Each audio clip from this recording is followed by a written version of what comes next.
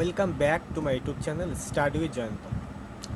আজকে তোমাদের ইউনিভার্সিটি থেকে একটা নোটিশ পাবলিশ হয়েছে, যেটা আমি পড়ে শোনাচ্ছি।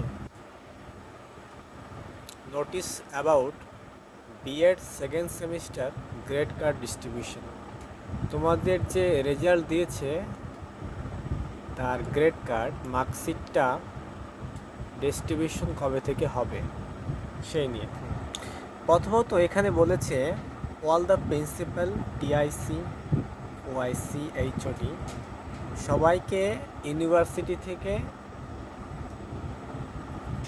8 তারিখ থেকে 11 তারিখের মধ্যে নিয়ে আসতে বলেছে মার্কশিটগুলো। আর তোমাদের মার্কশিটগুলো কলেজ থেকে দেওয়া শুরু হবে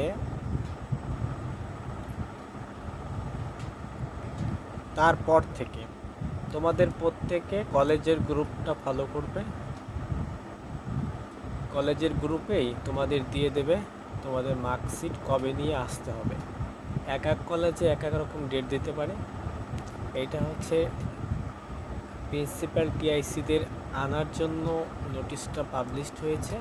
তারপরেই তোমাদের